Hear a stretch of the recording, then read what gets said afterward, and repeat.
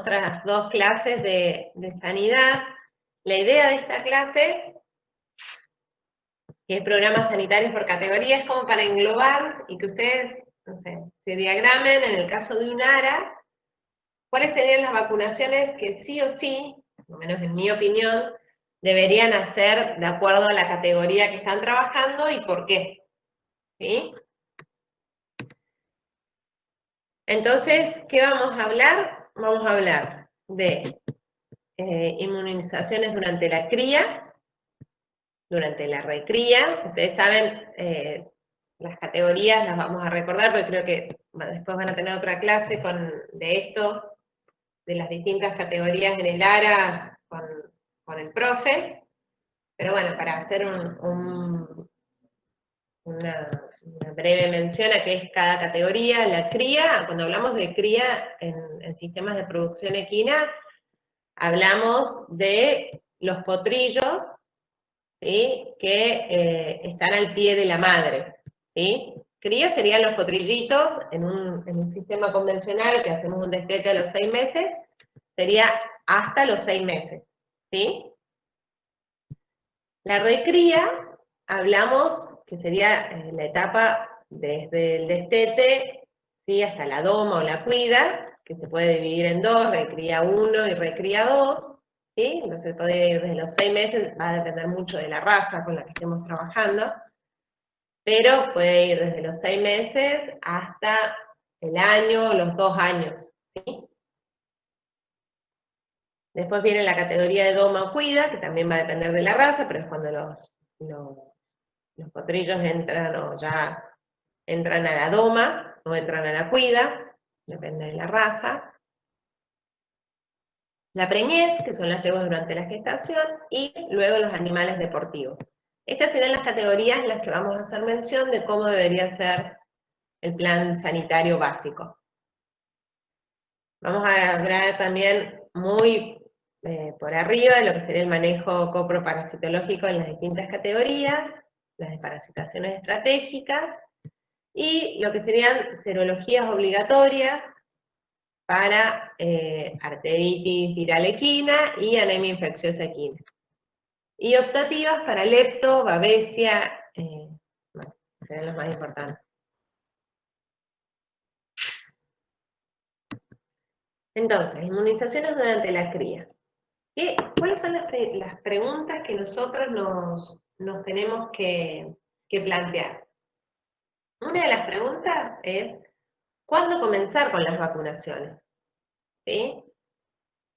Esta pregunta va a ir de la mano a que nos pongamos a pensar si hay interferencia con los anticuerpos maternales, y eso va a depender de si son hijos de madres vacunadas o no. ¿Sí? Dijimos que la cría va a ir desde el cero, desde que nace, hasta en un sistema convencional los 6 meses.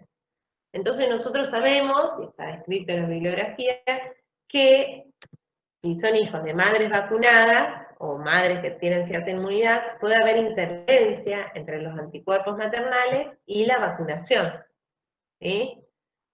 Generalmente lo que está descrito es cuando son potrillos hijos de yeguas vacunadas, se puede vacunar, va a haber una buena respuesta a partir de los 5 o 6 meses de edad. Lo más recomendable es los 6 meses, ¿sí?, de edad del potrillo, para impedir esa interferencia con los anticuerpos maternales. En caso de hijos de madres no vacunadas, podemos comenzar antes, podemos comenzar a partir de los 3 meses, ¿sí?, con la vacunación básica. ¿Sí? Esto es lo que me va a determinar cuándo empiezo la vacunación.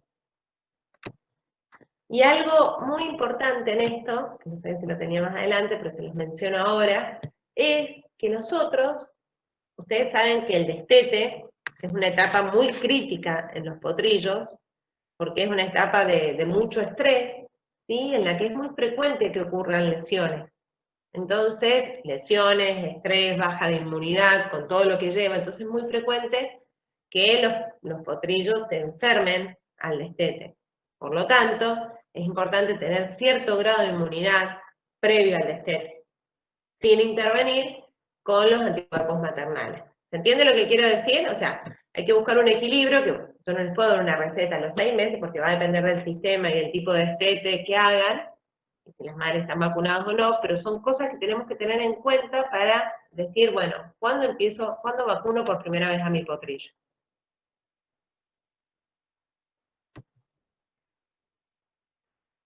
Eso va a estar también, o sea, va a depender de la transferencia pasiva, esto lo vimos todo ya en la clase de neonatología, y la vida media de las inmunoglobulinas G, que para intervenir con los anticuerpos maternales.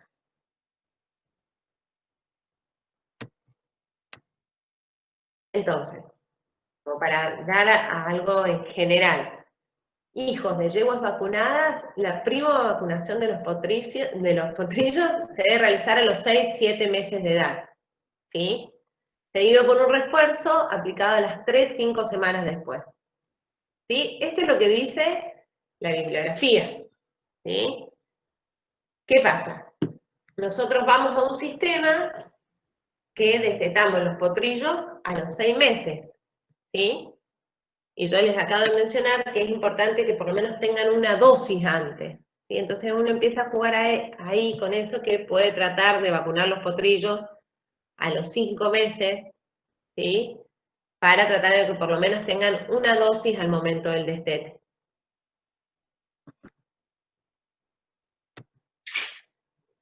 Lo que dice la bibliografía, hijos de yeguas no vacunadas, la prima vacunación de los potrillos se debe aplicar entre los 3-4 meses de edad.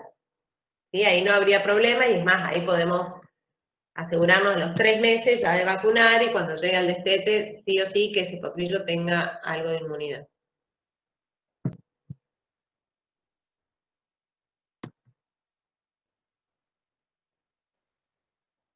Hay que ver también esto que dice acá de periodo de susceptibilidad, que es lo que les mencionaba, que es un momento de mucho riesgo el destete, entonces, nada, insisto sobre tener por lo menos una dosis de vacuna antes de destetar.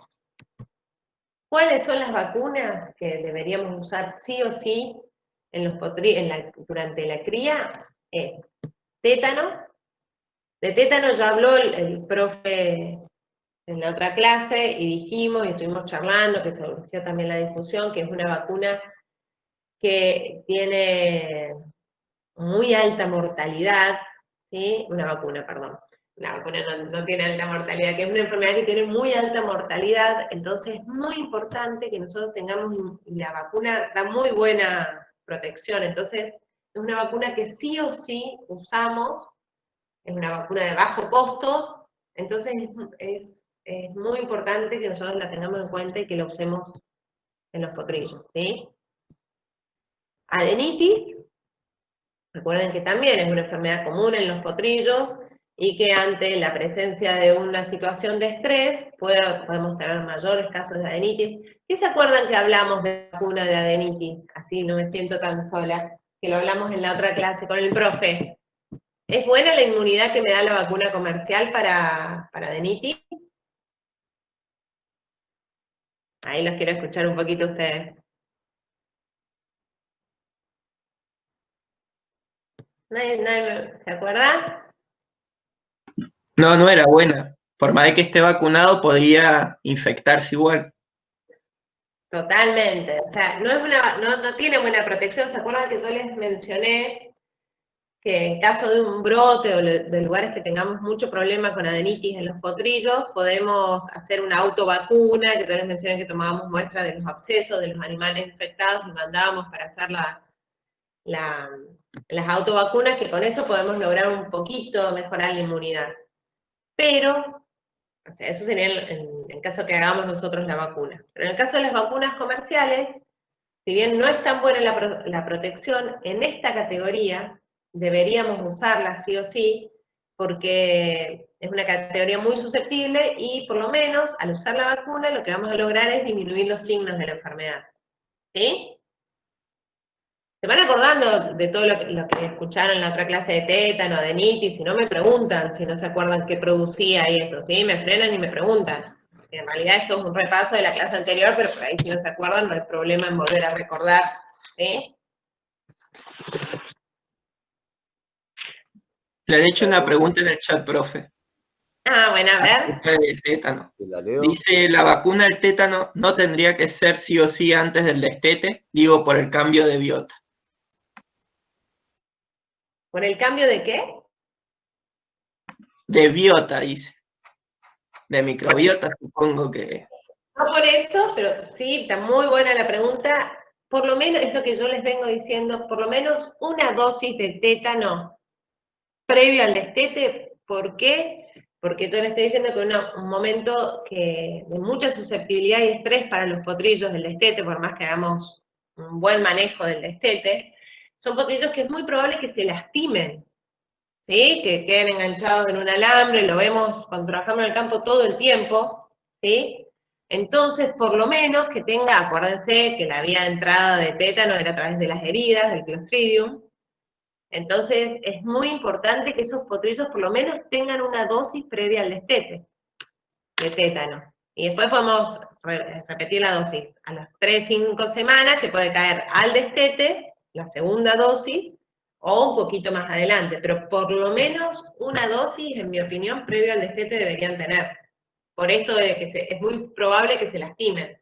No por cambio en la microbiota, sino porque en realidad no hay un cambio abrupto, porque el potrillo va a seguir comiendo lo mismo, ya son potrillos que ya comen forraje o ración, o sea, eso empezó a ocurrir desde los primeros días de vida, y ya no hay consumo, si bien estás destetando, pero el consumo de la leche no es mucho lo que le aporta el potrillo a los 5 o 6 meses, pero sí por el tema de las heridas.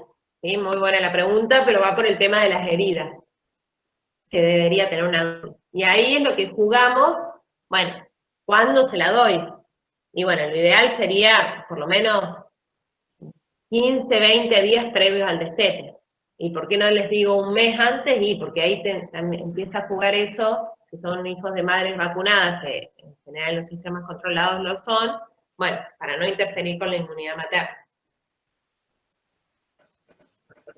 Creo que también se le debía dar a la yegua antes de parir, ¿o no?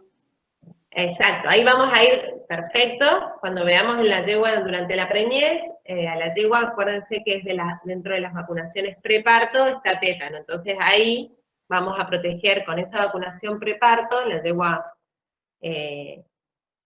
a término, el objetivo de esa inmunización es proteger al potrillito durante los primeros 4 meses de vida, ¿sí? A 5. Y por eso es tan importante lo de la inmunidad, los anticuerpos de la madre, que no haya interferencia. ¿Sí? ¿Se entiende la idea? Porque es importante que les quede claro esto. Sí, sí. Claro. Sí, flaco. Sí, ahí, chicos, bueno, la semana, porque tendríamos que ver cómo fuimos modificando ciertas clases, pero bueno, en la clase que viene vamos a hablar de destete, de cuida, de un par de cosas.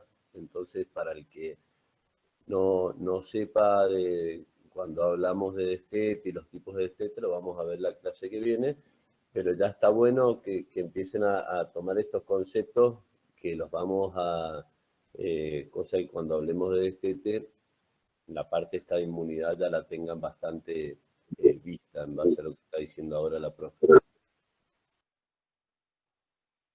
Buenísimo, perfecto. Sí, sí, por eso y cualquier cosa, cualquier duda, nada, pregunten. O cualquier acotación.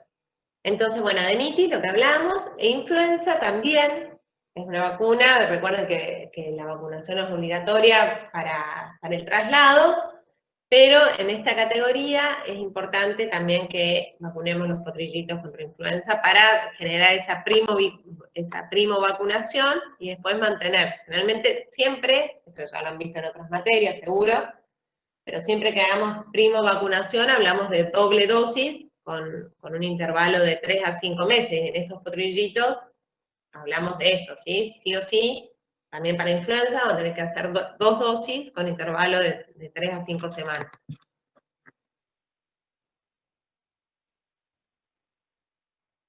Bien, eso es durante la cría. Durante la recría, que es lo que hablamos con el profe, que va a depender del tipo de sistema, pero vamos a estar trabajando con potrillos de 6 meses en adelante.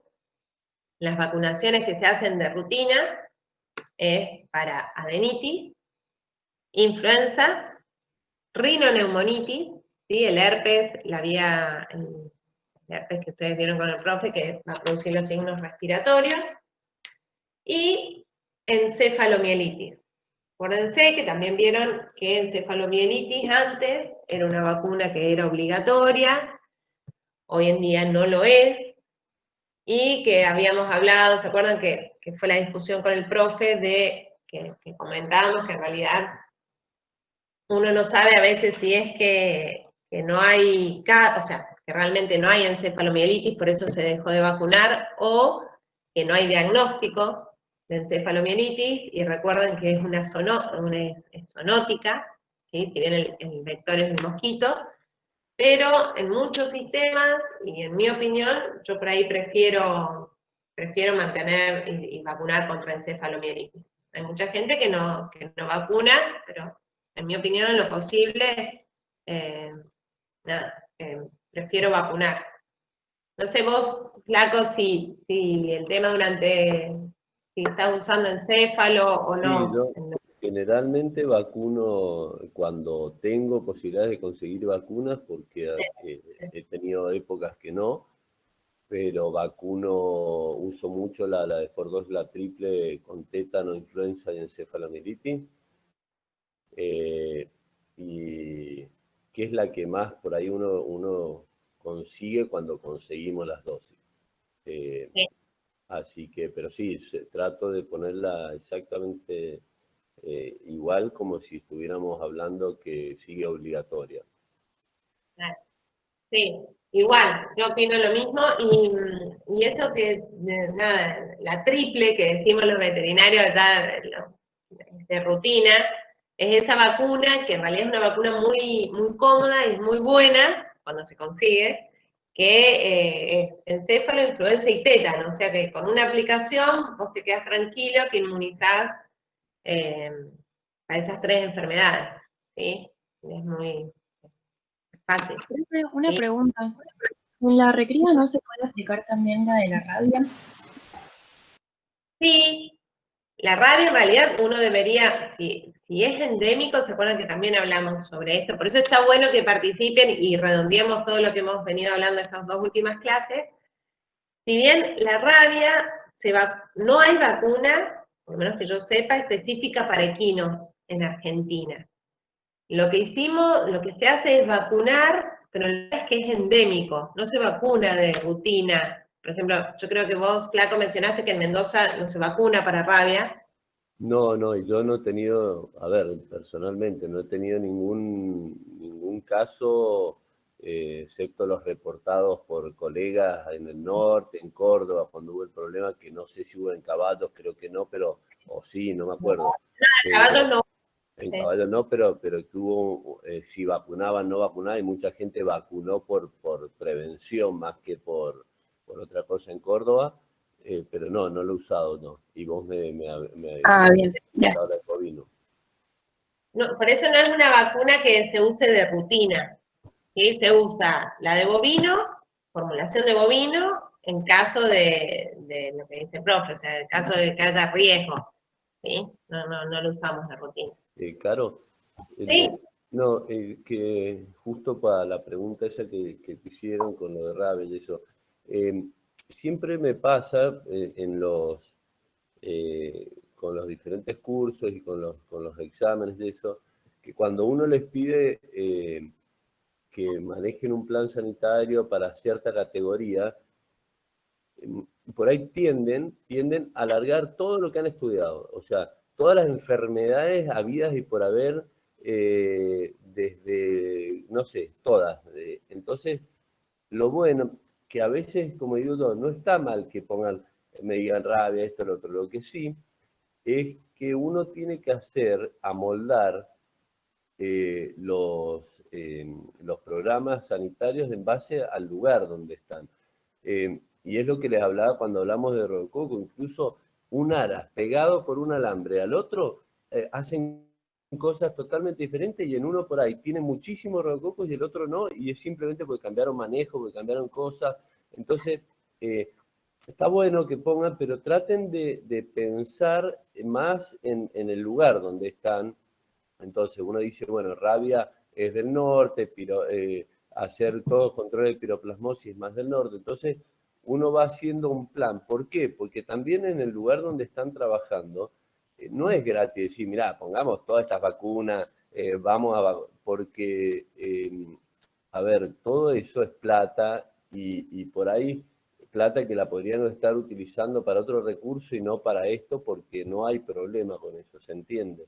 Entonces, hay que ser más específico y tratar de decir, bueno, hacer un programa más acorde al lugar, a lo que están trabajando. Totalmente de acuerdo y por ahí, viste, nada, está bueno contarles también lo que nos pasa en la diaria. Uno cuando plantea un plan de vacunación en un lugar que trabaja, generalmente tenés que fundamentar por qué vas a vacunar frente al propietario, porque si vos decís, bueno, vamos a vacunar contra esto, y todo tiene un costo. Entonces, si ustedes no están preparados para poder fundamentar por qué van a vacunar para cada enfermedad, bueno, van a perder frente al propietario porque no quieren siempre, o sea, a mí me pasa, no sé vos flaco, pero que te decís, no, mira, tenemos que vacunar contra influenza porque te va a pasar esto y esto, y generalmente por ahí hasta uno exagera un poco, Sí. porque si uno no los hace tomar conciencia, no quieren gastar, mucha Aparte, gente, no quieren gastar ¿sí? Es tal cual lo que decís. Y tienen otra cosa a favor en esta época y en contra, como les digo todo. Antes, el decir cosas, el hacer cosas, por ahí pasaba. Hoy, los propietarios que tienen acceso a miles de cosas, a hablar con un colega que puede estar en Europa, en Estados Unidos o en Buenos Aires, donde sea, o meterse a internet y decir plan sanitario. O sea, hoy tienen una cosa que es que la zaraza, bueno, la hemos visto recientemente, ya no va. O sea, antes uno podía decir cosas y no pasaba nada. Hoy ya decir las cosas no es gratis. Entonces por ahí queda mal parado frente a algo que ya la gente tiene acceso. Uno dice, no, el caballo uno dice, tiene un tumor. Y el flaco a la otra, cuando se juntan la próxima vez, le dice, che, el tumor, leí que el tumor es esto, podemos hacer tal cosa, podemos... Entonces ya, yo, por lo menos en mi humilde opinión, creo que o sea, se van a tener que preparar más, o sea, van a tener que estar un poquito más afilados con los temas. Y bueno, como dice Caro, o sea, esto no es ya hacer un programa y meter todo. ¿Por qué? Porque ya la gente dice, pero me hizo poner doctor Rabia que no hay, que hay directamente. Me hizo poner encefalomielitis. Entonces, después tendrán que argumentar, como hago yo con la encefalomielitis, por qué se la sigo haciendo vacunar. Pero la gente dice, ¿por qué pongo algo que ya no es más obligatorio? Si es mucho más fácil, pongo la influenza y me voy. Entonces, bueno, después ustedes tendrán que argumentar eso, pero bueno, tengan en claro eso, que ya no es mentir o no mentir, pero decir, nada, largo esto y chao, porque están frente a gente que ya es más inquieta, cada vez se preocupa más de los animales, porque cada vez es más caro tener un animal, cada vez más, todo es, o sea, es todo un círculo vicioso. Exacto, sí, sí.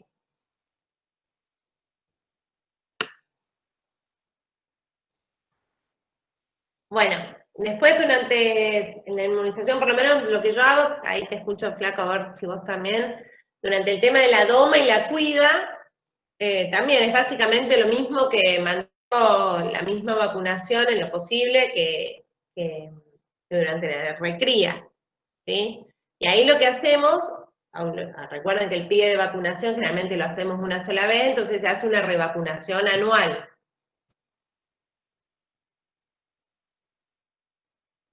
No sé si vos, flaco, acá haces lo mismo. No, perfecto, perfecto. Está Polito.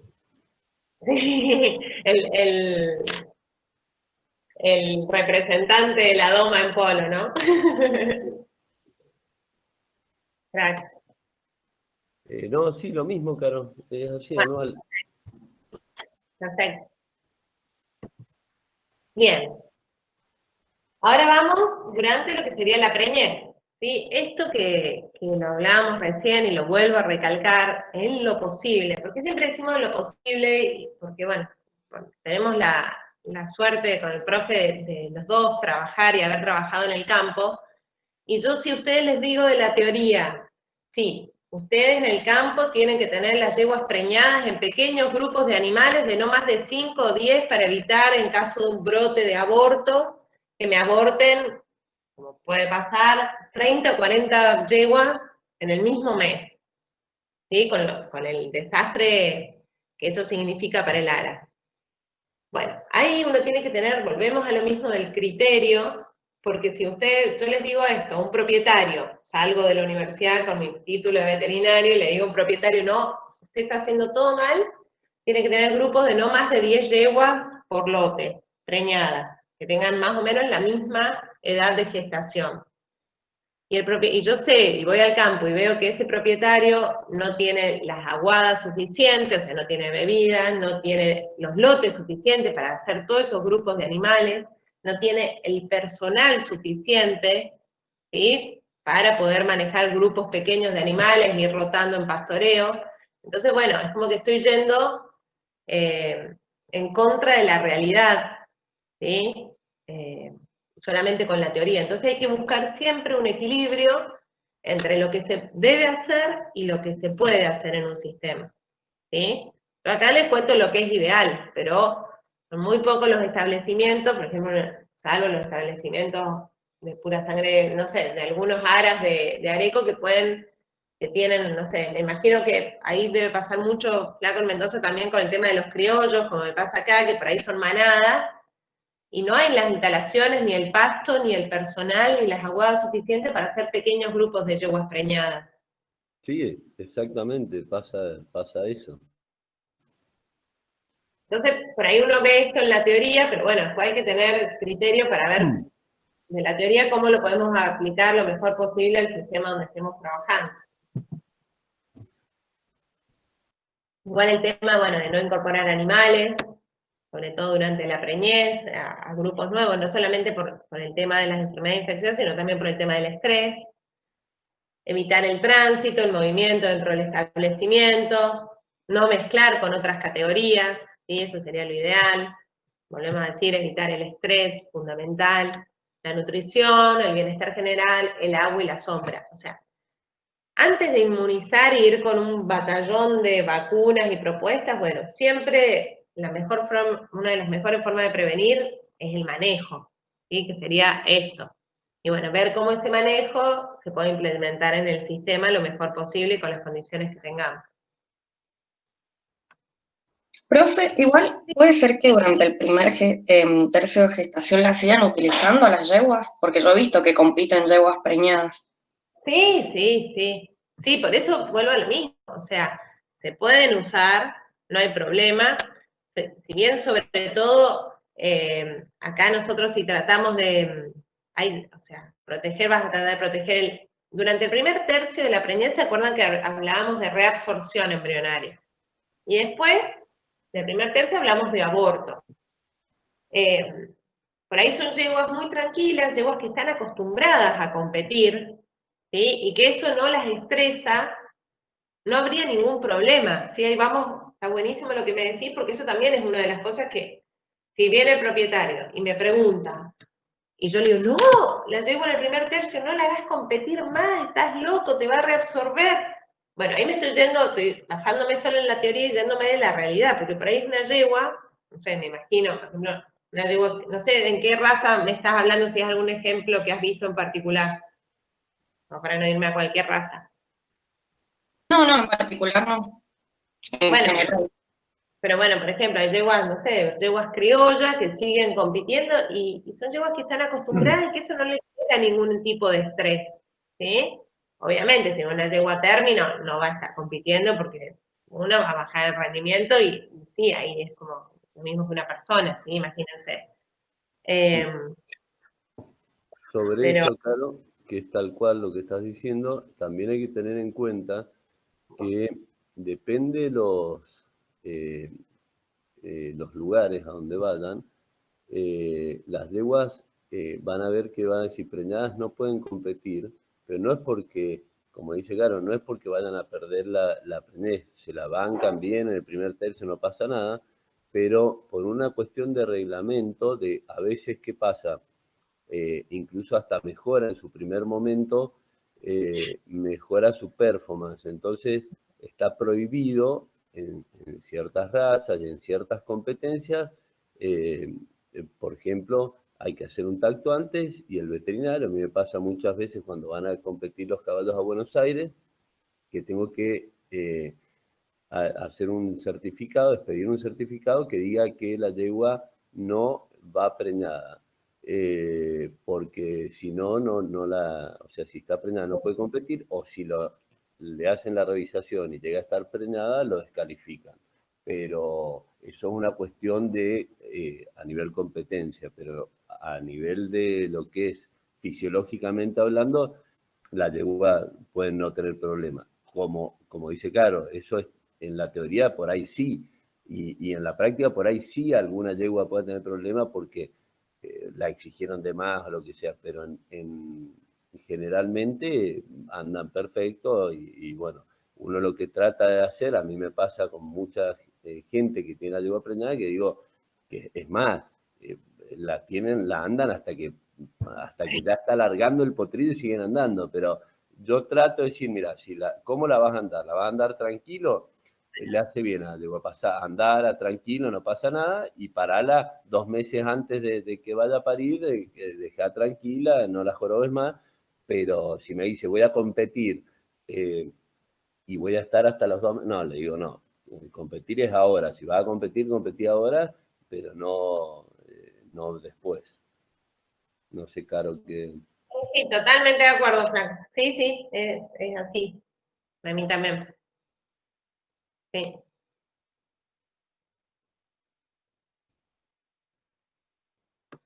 Bueno, siguiendo dentro del tema de la inmunización durante la preñez, el objetivo es prevenir enfermedades de riesgo, tanto para la madre como para el feto. ¿Sí? Y cuando uno hace la vacunación, que eso ya lo hablamos, en el último tercio digamos, la vacunación preparto que llamamos normalmente, la idea es maximizar el nivel de anticuerpos calostrales que después van a ser transferidos al potrillo, ¿sí? Entonces, generalmente cuando hablamos de inmunización durante la preñez, hablamos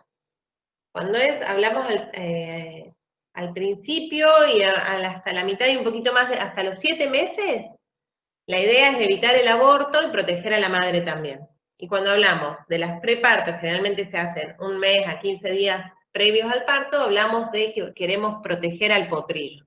¿Sí? Este sería el concepto que me gustaría que les quede. Entonces, ¿qué vamos a aplicar? Básicamente, para evitar el aborto en las yeguas preñadas, vamos a hablar de nuevo de aborto bacteriano, que acá vuelven las IVET, ¿sí? Para evitar el aborto bacteriano, que pueden ser por placentitis ascendente, estas bacterias generalmente, como producen el aborto, ¿sí? Vienen las vacunas, es más, se llama aborto bacteriano y vienen con cepas de Streptococcus, Salmonella, Pseudomonas, Klebsiella, ¿sí? Y Actinobacillus. Esto se recomienda en la bibliografía, sobre todo en lugares, acá en esta zona, por ejemplo, hay mucha salmonela, entonces se recomienda vacunar en los lugares que es endémico, 2º, 4º y 6º mes de gestación, para evitar el aborto. En los lugares que no es endémico, se puede saltear esta vacunación y hacer estas 2 dosis a los 4 y los 6 meses. ¿Sí? Eso sería bacteriano. Y lo que es aborto viral, que ya lo hablamos recién, que es el herpes virus 1, ¿sí? Viene el 1 y el 4 en la vacuna. En la bibliografía siempre van a leer el 1, pero la vacuna que nosotros nos vamos en la jerga de los veterinarios decimos, ¿lo vacunaste contra herpes? Bueno, ese es 1 y 4. Se recomienda vacunar al 5º, 7º y 9º mes de gestación. ¿Sí? Estas serían las vacunas para la protección contra el aborto. Ahora, llevándolo a la práctica, esto me dice la bibliografía, llevándolo a la práctica. Por lo menos en mi experiencia, cuando uno va vacunas yeguas preñadas, tratás de hacer, como queremos evitar el estrés, evitar los movimientos de esas yeguas, tratamos de agrupar esas vacunaciones, ¿sí? Y no te va a tocar exactamente cuando se cumple el mes 5, el mes 7, entonces al tratar de agrupar, yo lo que hago, no somos flacos, es trato de agrupar, por ejemplo, doy junta, aborto bacteriano y viral, y si es un sistema en el que no es endémico, por ahí estas las doy las dos, hago las dos a los 5 y a los 7 meses, por ahí es eso, lo que hablamos recién, ir jugando con lo que puedo hacer y tratar de ver lo menos posible las yeguas, ¿sí? Si bien esto es lo que está recomendado, yo trato de juntarlas, ¿sí? Para no tener que estar encerrando tanto las yeguas. Y por ahí en un sistema más ordenado, que uno debería monitorear las yeguas todos los meses, bueno, voy jugando con eso, pero lo que quiero que es importante es que no les va a caer exactamente, como por ahí, no sé, en otras especies, no sé, por ahí en perros o en gatos. Justo hoy se cumple el 5.º mes, bueno, hoy tráiganme la yegua que está en el lote tal, que la vamos a vacunar. No, se trata de agrupar, ¿sí? Por ahí se juega con un rango de menos 15 o más 15 días, y se maneja así. No sé si vos haces lo mismo, Flaco, y si les queda claro. Sí, lo mismo, sí. Generalmente, bueno, acá la gente está más acostumbrada y cuesta hacerle un plan completo, ¿no? Pero el herpes la tiene muy ya marcada y la de los abortos bacterianos no. Entonces, en la mayoría porque hay muchos lugares que uno va esporádicamente y digamos, de esto lo tienen como ya ellos lo hacen directamente ellos y bueno, en algunos lados les podés meter otras cosas y otros lados la verdad que se complica. Y nunca tienen compradas las vacunas, nunca.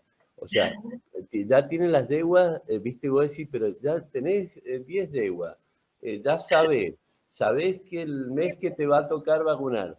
Y entonces te sale y te dicen, che, estoy entrando al 5.º mes, ¿me pasás la vacuna? Y a veces acá en el interior no es fácil conseguirlas de entrada. Es más, es bastante difícil. Entonces llegan tarde todo. Y vos decís, pero ¿por qué no avisás antes? Entonces, como por ahí me pasa que a veces uno compra, las tenés, digo, no, les voy a tener yo las vacunas. Y después los tipos te dicen, no, no voy a vacunar. Y te voy a decir, entonces digo, no, a ver, ¿Sí? pasa de todo. Así que bueno, hay que irse reinventando y ver qué pasa con cada establecimiento en particular. Después se quiere matar, ¿no? Cuando tiene un aborto y tenés que mandar. Y generalmente, en el 90% de las veces, mandás el cepotillo y te dicen, sí, herpes virus.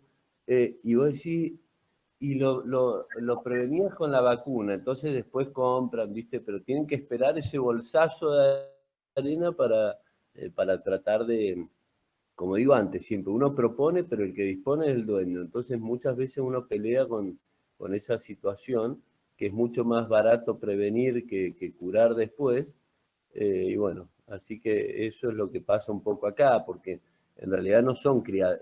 A ver, en Mendoza, primero de todo, como les digo yo a los que crían, digo, no deberían criar acá de ninguna manera, le digo.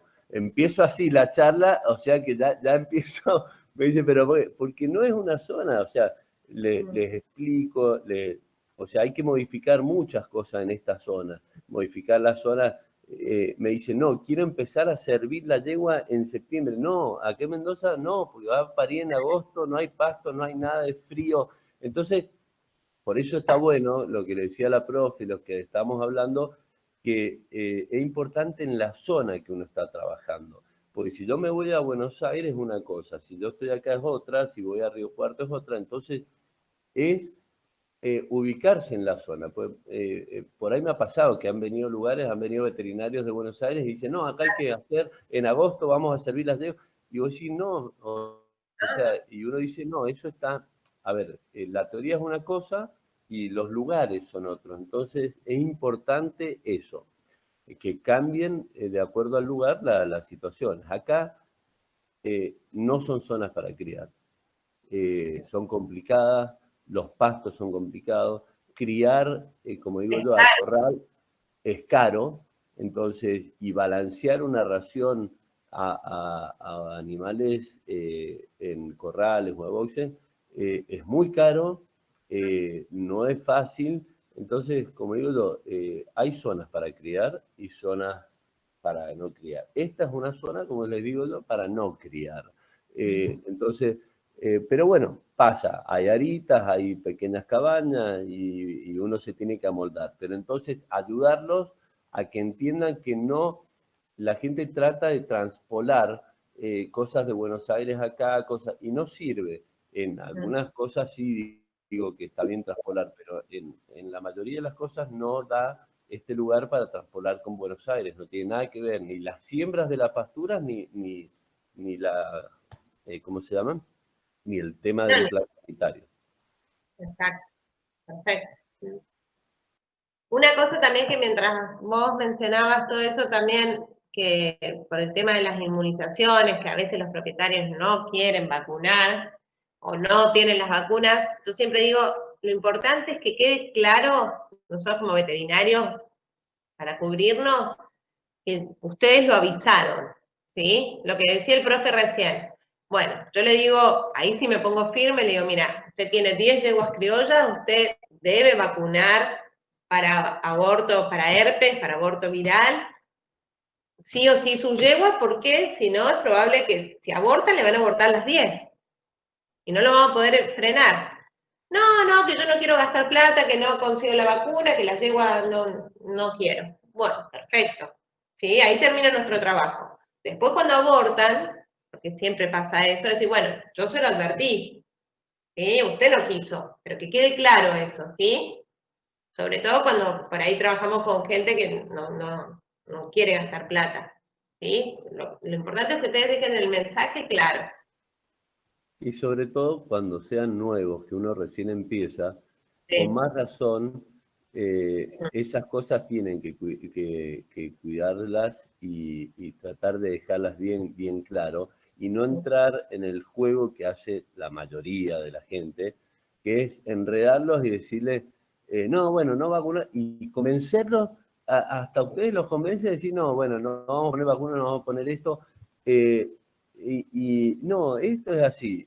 Yo te pregunto, esto es lo que hay que hacer. No lo podés hacer por plata, por ganas, por lo que sea, es tu problema. Esto es lo que tenés que hacer. De ahí que hagan lo que... Antes uno se pelea, ya ahora ya uno dice las cosas, querés hacerlas, hacelas, no las querés hacer, no las hagas, pero no me llames. O sea, llama a otro. O sea, yo te digo esto, si me llamás, ¿qué es lo que uno tiene que tener claro y hacerse respetar? Es decir, si vos me llamas, esto es lo que tenés que hacer. De ahí en más. No querés hacer esto, querés hacer lo otro, bueno, manejate como vos quieras, pero dejarlo claro. Sí. Y escrito en lo posible, como dice la profe, porque las cosas, hoy lo bueno de los celulares por ahí que quedan las cosas grabadas, entonces está bueno, yo cuando quiero dejar en claro una cosa no lo llamo, le mando un WhatsApp con todo, y se lo dejo todo anotado y guardo ese WhatsApp de por vida, cosa que tenerlo ahí para decirle todo. Sí, totalmente de acuerdo. Bueno, buenísimo. Bueno, entonces lo que les decía recién, eso era para evitar los abortos, y después cuando hablamos del último tercio de la preñez, el objetivo principal es el proteger al potrillo. Entonces, ¿qué es lo que yo recomiendo vacunar? O lo que está en la bibliografía, lo básico, tenemos tétano, lo que me preguntaba la otra chica recién, lo ideal es hacer 30 y 60 días antes de la fecha probable de parto. Rotacoli. Rotacoli, ¿se acuerdan? Que entonces lo mencioné mucho cuando tuvimos la clase de neonatología. Acuérdense que producen diarrea en los potrillos, el potrillo neonato, y son diarreas bastante complicadas y difíciles de tratar, que implican una diarrea en un neonato, ya lo vimos en la clase anterior, pero eso implica mucho gasto de tiempo, de plata y mucho riesgo para el potrillo. Que uno con esta vacuna a veces, como dice el profe, es difícil conseguirla, pero es una vacuna que se produce acá en Argentina, que la produce en todo la elaboración de esta vacuna la hizo INTA Castelar, que es un lugar muy serio, es una vacuna que da muy buena inmunidad, entonces nos vamos a asegurar que esos potrillitos van a estar protegidos por lo menos para estas dos enfermedades que son muy comunes y que producen diarrea en los neonatos, ¿sí? Normalmente hablamos de es la vacuna que decimos en la jerga como de rota-coli, ¿sí?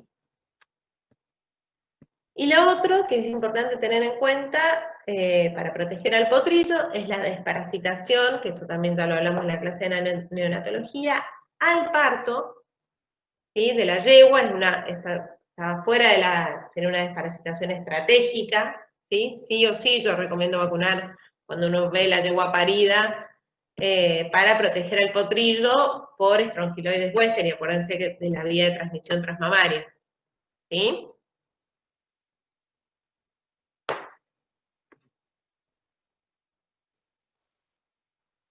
Bien, eso sería para la protección del potrillo, lo que no debería faltar. Y después, si entramos a las inmunizaciones durante la vida deportiva de ese animal, ya vieron con el profe que tenemos que vacunar contra influenza, que es obligatoria, sobre todo para el traslado de los animales. Vuelve a aparecer acá cefalomielitis, tétano. Ustedes van a leer que en realidad si uno hace es como en los humanos, si uno hace un buen pie de vacunación para tétano, la inmunidad de la vacuna puede durar hasta 10 años. Eso es lo que está descrito en la bibliografía. Ahora, si ustedes me preguntan, pero profe, ¿usted vacuna en la recría, vacuna en la doma, vacuna en la yegua preñada? Bueno, ¿por qué vacuna tanto si en realidad está descrito que puede durar hasta 10 años la inmunidad si uno hace un buen pie de vacunación? Bueno, ¿por qué sigo recomendando vacunar? Porque volvemos a lo mismo, es una enfermedad que es letal. El costo de la vacuna es muy bajo, es una vacuna que, ese es mi fundamento frente al propietario, ¿no? Es una vacuna que, no sé, hoy debe estar valiendo, no sé, 200 pesos la vacuna. Y también a mí me pasa que yo por ahí me da siempre miedo el tema de las cadenas de frío, entonces yo no sé si esa y la elaboración, como dijo el flaco, de las vacunas acá en Argentina, por ahí no tiene los controles que debería tener, ¿sí? Entonces yo creo que es una vacuna que podemos seguir revacunando por más que la bibliografía, yo no me quedo tranquila con que va a tener una buena inmunidad que le va a durar 10 años, ¿sí? Por eso yo sigo vacunando siempre, por lo menos de forma anual, contra tétano.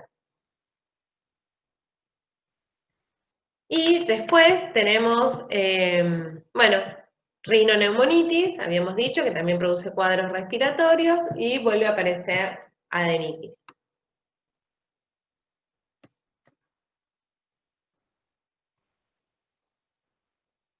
Y eso sería el tema de inmunizaciones. Para hablar, en general, ustedes ya han tenido infecciosas y parásitos, ¿no? Sí, ya lo tuvimos. Bueno, como para hacer hacemos un resumen con la inmunización por categoría y lo que sería el manejo coproparasitológico básico, ¿sí? En las distintas categorías. Nosotros decimos que en la cría deberíamos, durante la cría deberíamos a los 3 meses desparasitar cada 40, 60 días, ¿sí? ¿Eso por qué? Porque tenemos, generalmente, sí, tenemos generalmente que proteger, se usan benzimidazoles a los potrillitos, ¿sí? Hay parásitos que no van a aparecer en el monitoreo de HPG, entonces necesitamos, a partir de los 3 meses hasta los 6 meses, desparasitar cada 40, 60 días. Se usan generalmente benzimidazoles. Ahora sí, cuando esos potrillitos ingresan en la recría, ahí empieza el monitoreo de HPG, que va a depender del lugar, el punto que tomemos de corte para esos HPG. HPG hablamos de huevos por gramo. Ya no se hace como antes, se hacen desparasitaciones estratégicas, ¿sí? Y con monitoreo, no desparasitamos a ciegas. Entonces, como para englobar, cuida, preñez y animales deportivos, desparasitó en base al monitoreo de los HPG. ¿Cuál va a ser el punto de corte? Nosotros podemos hablar de 200 HPG hasta 400 HPG, que es el rango, ¿sí? que vamos a tener. Bueno, va a depender del lugar, de la categoría, ¿sí? Yo por ahí en potrillos, de cría, recría o hasta la cuida, bueno, yo tomo como punto de corte 300 HPG para desparasitar. Y después hago un control si realmente el antiparasitario fue efectivo. En cambio, en categorías de animales más adultos, que yo sé que tienen más resistencia, bueno, por ahí juego con ese punto de corte un poquito más, hasta 400 HPG, y veo cuáles desparasito. ¿Sí? Dentro de la desparasitación estratégica, habíamos dicho que hay dos, yo quiero hay dos que no pueden faltar, por más que el HPG sea bajo. ¿Por qué? Porque no lo voy a ver en el HPG. Una es la que vimos recién, que es la desparasitación al parto de las yeguas preñadas para proteger al potrillito. Y la otra es para Gasterófilos. Gasterófilos, recuerden que no es la mosca, creo que ya lo hablamos a esto, pero que no vamos a ver la presencia de huevos, ¿sí? Por el ciclo del Gasterófilos. Van a tener los huevitos en los pelos del animal y después lo ingieren. Entonces, siempre se recomienda hacer una desparasitación estratégica para Gasterófilos luego de las primeras heladas, o sea, estamos hablando, va a depender del lugar que estemos trabajando, por eso no les quiero decir ni en marzo ni en abril, pero generalmente es la fecha que se estipula, porque a partir de esas primeras heladas desaparece la mosca y no va a haber más postura de huevos, o sea, no va a seguir entrando hasta el año siguiente. ¿Sí? ¿Han visto esto de Gasterófilos? Sí. Sí, profe. Bueno, es como Sí, para hacer... Sí. Hablaríamos como estratégico, como no puede faltar esas dos desparasitaciones, por lo menos en lo que yo uso en equinos. Bien. Dentro de serologías, hablamos de inmunizaciones, manejo coproparasitológico, y dentro de serologías tenemos como obligatorias, lo hemos mencionado reiteradamente, pero esto es como para ir cerrando, anemia infecciosa equina y arteritis viral equina. Y como opcionales, que va a depender mucho, como decía el profe, del lugar donde estén trabajando, la zona, tenemos lepto, babesia o piroplasmosis. O por más que ustedes estén es lo que estuvimos hablando también en la clase que dio el profe, es que por más que ustedes estén en Mendoza, tienen que saber que si un animal viene del norte, por ejemplo, o viene de Entre Ríos, y es probable que tenga que hacer y viene, no sé, una yegua que viene a competir o viene a preñarse a Mendoza, tengo que hacer esta serología. Si bien son opcionales, pero yo sé que si proviene de un lugar que tienen esas enfermedades que son frecuentes, bueno, tengo que hacer serologías cuando llegan. ¿Sí? Bueno, no sé si hay alguna consulta de esto o algo que quieran agregar, o que quieran que sigamos comentando del tema de sanidad. Yo, profe, tenía una duda. En la inmunización durante la preñez, que usted dijo que las unía a los 5 y 7 meses, ¿no?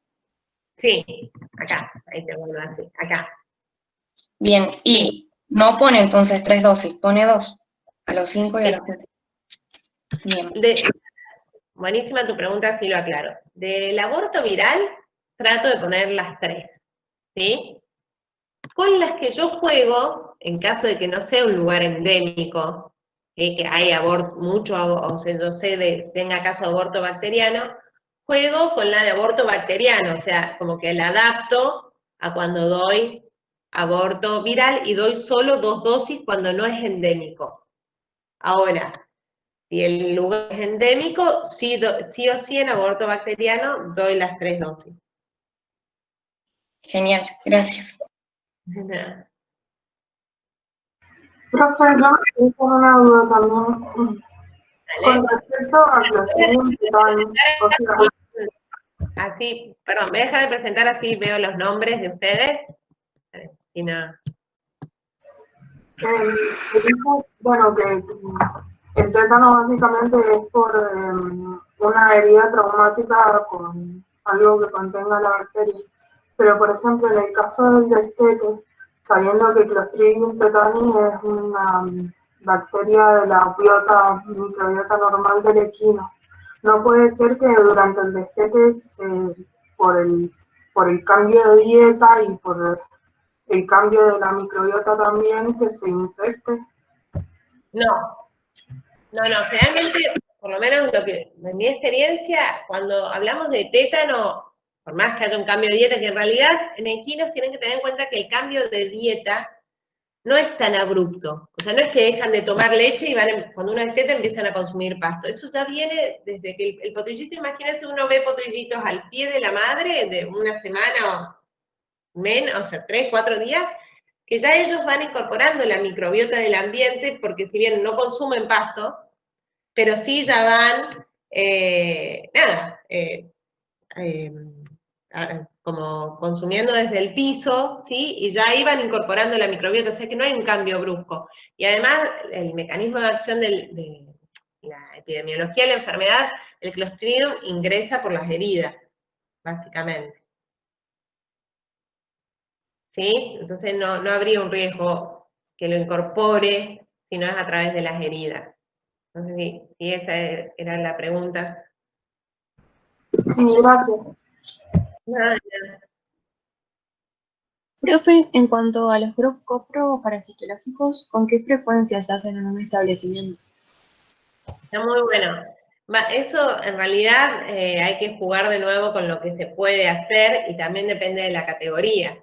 ¿Sí? Si por ahí hablamos de potrillos en recría y yo te tendría que decir cada cuánto, y la bibliografía dice una vez al mes, debería.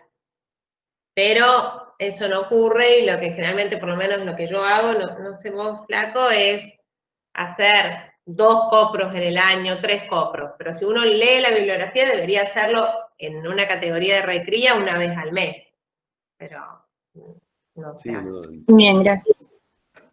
2 veces, como te diría que es como mucho lo que Como un gran logro. ¿Eh? Como un gran logro en un establecimiento. Exactamente.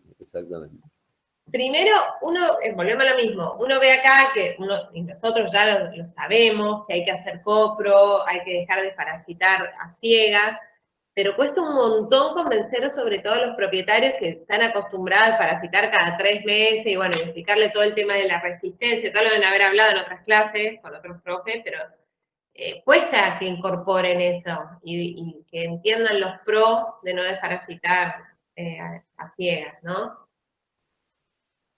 Sí, el tema es que más en este país que la gente y que no hay ningún tipo de sanción y cualquiera puede desparasitar, cualquiera puede poner una inyección, cualquiera. Entonces ya lo tienen como asumido y lo compran y muchas veces se me ha pasado de ir a ver un caballo y dice, no, estaba flaco, ya lo desparasité porque se me vino abajo, entonces es como pelear algo que está tan metido y bueno, que uno no se cansa de hablarlo y de pelearlo, pero la realidad es que se usa así, indiscriminadamente. Y algunos antiparasitarios mucho más, porque son baratos, entonces vamos con eso y bueno, después así son los problemas de resistencias que hay, ¿no? Exacto. Sí.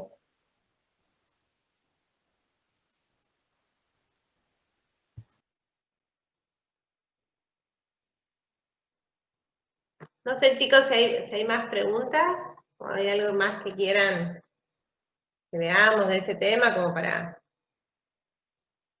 cerrar.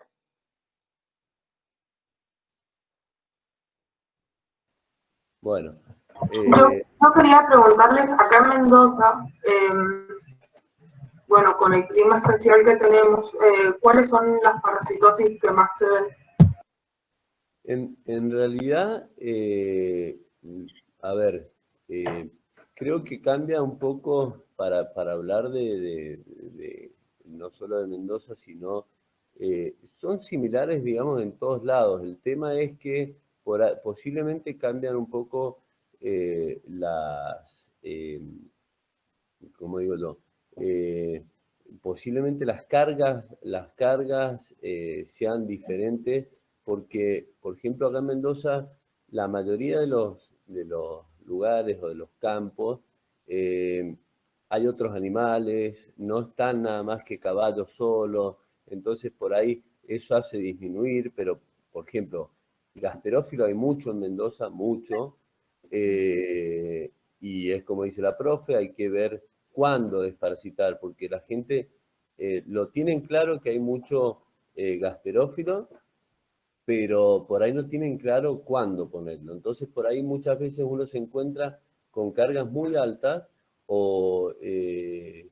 y son porque las desparasitan en cualquier momento y con drogas que por ahí no son las drogas que tienen que usar. Van a empezar a ver mucho, que eso, bueno, por trabajo que hemos hecho y todo, también en Mendoza hay mucha fasciola hepática que si bien van a ver que los equinos no son tan susceptibles a tener sintomatología o problemas como es los bovinos, los ovinos, las cabras, también pueden tener varios problemas que hagan que el caballo ese no engorde lo que tiene que engordar, no esté lo mejor posible, pero bueno, hay mucho problema con eso. Y después los estróngilos, igual que en todos lados, los pequeños estróngilos, quizás más que los grandes son más dañinos, pero, o sea, no es que haya, es como les digo, es una cuestión de esos parásitos creo que están en todos lados y hoy han cambiado mucho el clima. O sea, antes era mucho más la diferencia en todas las cosas, con muchas enfermedades y con los parásitos. Pero hoy que tenemos un clima mucho más benévolo, que hay menos nevadas, que hay menos frío, que hay menos, les diría que ya estamos muy similares a otros lados. Por lo menos es mi impresión en lo que uno se encuentra por juegos por gramo en caballos. Sí me ha pasado, que a vos, Caro, no sé si les ha pasado, calculo que sí, encontrarme muchos animales adultos con una ascaridiasis terrible. Sí. Y eso es producto de haber usado la ivermectina indiscriminadamente. Y bueno, ya no le dan bola. Los ascaris ya me pasa eso, pero que los están largando como si fuera un potrillo de 4 meses. Sí, sí, igual, claro. Algo también que quería mencionar, que por ahí está bueno, nada, comentárselos ahora, que también volvemos en nuestro país, y el uso indiscriminado de los antiparasitarios, y que cualquiera tiene acceso a comprar cualquier cosa, que no, por más que no sea veterinario, y también la falta de control de la calidad de los antiparasitarios. A mí, uno cuando puede empezar a hacer el monitoreo, de decir, bueno, desparasitaste con esta ivermectina en el laboratorio Pirulito o con esta otra. Y uno cuando ve que le dio agua, ¿sí? Porque no hay un control de la concentración, digo ivermectina por decir un ejemplo que es tan frecuente, entonces por ahí van y compran los propietarios, compran una ivermectina Pirulito y los desparasitan y después uno va, no sé, vas a hacer una necropsia, un animal que se murió por una peritonitis aguda, que está abrís y ves el estómago, que una vez que les pasa eso nunca más se olvidan, perforado por Gasterófilus, y el tipo te dice, no, pero si yo lo desparasité hace un mes, con ivermectina Pirulito. Y yo decía, sí, claro. Entonces eso también hay que tenerlo en cuenta. No sé si vos, Flaco, opinás igual, pero a mí me canso de verlo que no. Sí, aparte, en un comer hay miles no solo de ivermectina, miles de drogas. Y empiezan a juntar drogas que son muy buenas y que las empiezan a bastardear porque se usa tan mal, se usa tan indiscriminadamente, que después, lo mismo pasa con los antibióticos, o sea, se usa, y mucha culpa es de la gente y mucha culpa nuestra, ¿no? Entonces es repartida la culpa. Por suerte hay una tendencia a rever estas cosas y decir, bueno, a ver, paremos un poco que nos vamos a quedar sin antibiótico para ciertas cosas, nos vamos a empezar a complicar. Y uno da vueltas sobre las cosas y volvemos para atrás, ¿no? En vez de seguir avanzando, lo que uno ve que tenemos que volver hacia atrás porque hemos malgastado por ahí drogas, ¿no? Sí, totalmente de acuerdo. Sí. Chicos, ¿alguna pregunta más?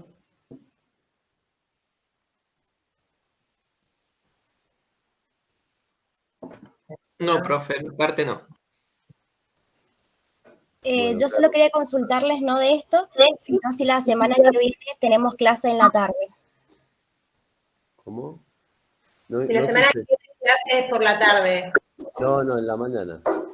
Bien, listo, gracias. No, pues tenía una charla, entonces quería ver si podía asistir o no. No, Gracias. entonces lo vamos a dar en la tarde. Bueno, no hay problema. No, en la mañana. Bueno, gracias. No, lo que pasa es que yo estoy recursando parásito y tenemos que asistir a una charla, por eso Bueno, quería saber. no, perfecto. Gracias. No, en la mañana. De nada.